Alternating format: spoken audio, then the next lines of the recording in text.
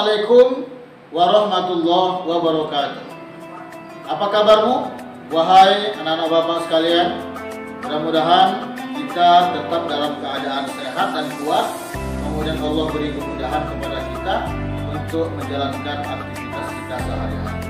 Dan mudah-mudahan kita tetap semangat dalam mengikuti kegiatan belajar hari ini. Nah, kita ketemu kembali pada mata pelajaran Pendidikan Agama Islam dan Budi Pekerti. Apa yang akan kita pelajari hari ini? Mari kita ikuti tayangan video berikut ini.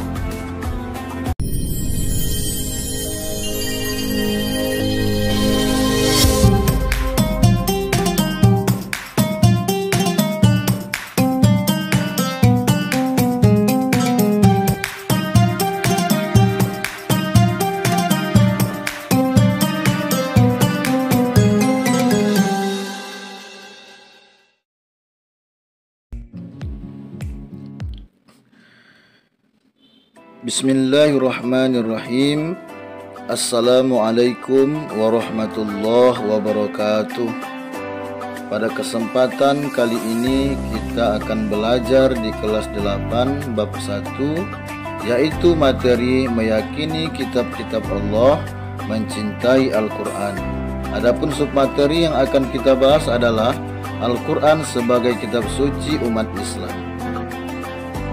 Hal pertama yang harus kita pahami, bagaimana kemurnian Al-Quran.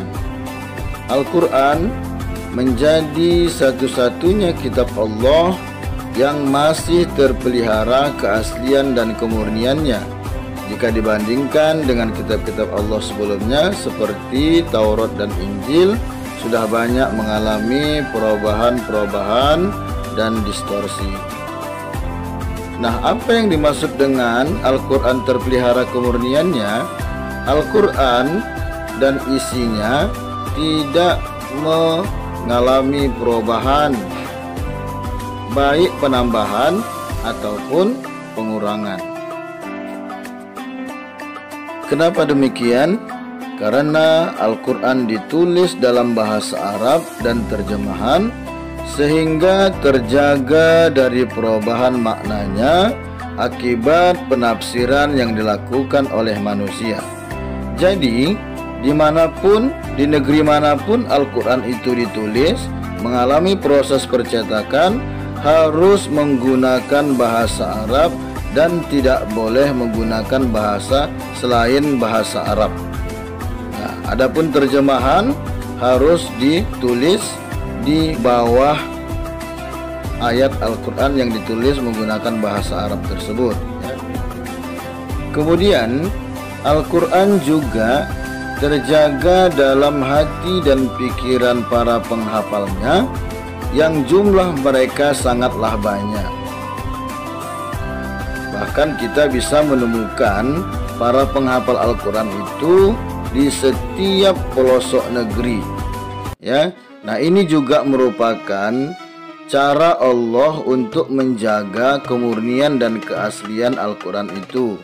Dimudahkan oleh Allah bagi kita untuk menghafal Al-Quran itu. Tentunya ini berbeda dengan kitab-kitab Allah sebelumnya atau buku apapun yang ditulis, ya, yang dibaca oleh manusia dalam kehidupan ini.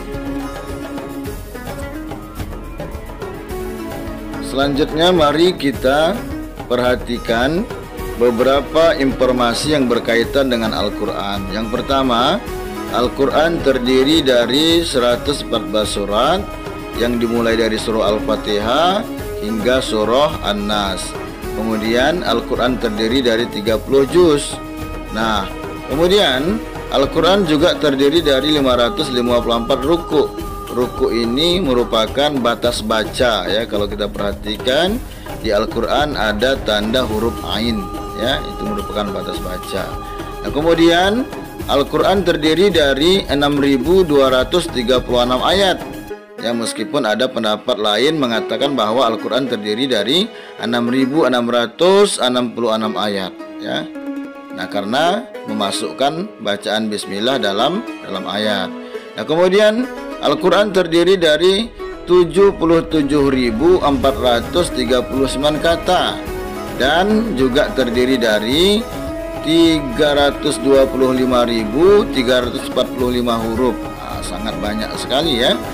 Nah, wajar sajalah Al-Quran itu menjadi pedoman bagi manusia.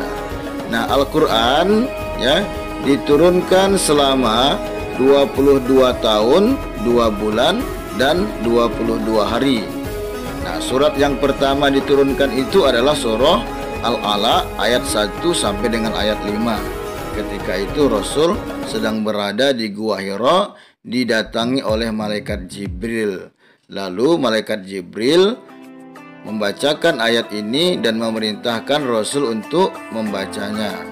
Nah, awalnya Rasul tidak bisa membaca karena memang Rasul tidak pernah belajar menulis ataupun membaca.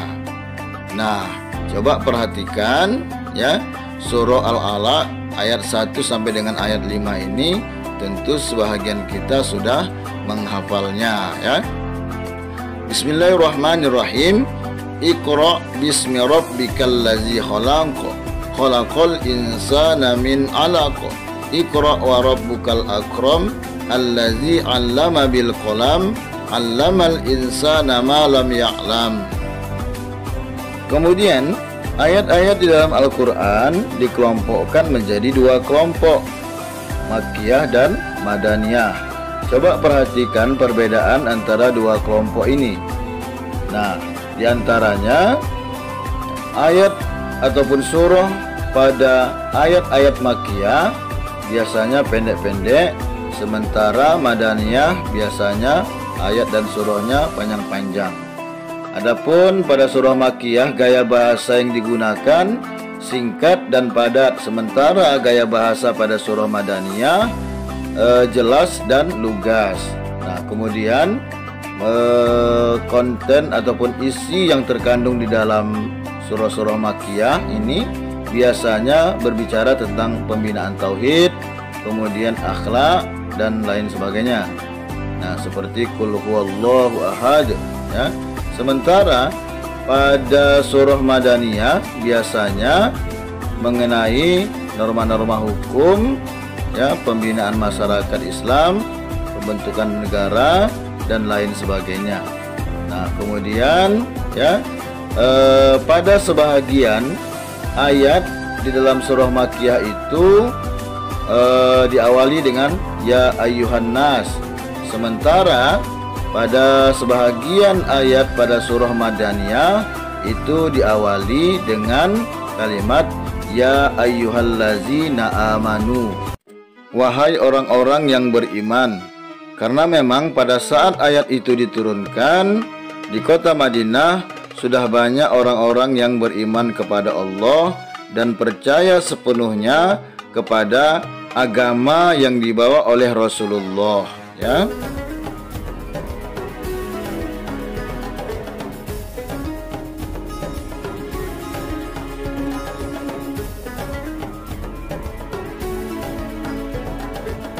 Alhamdulillah, pembelajaran kita sudah selesai.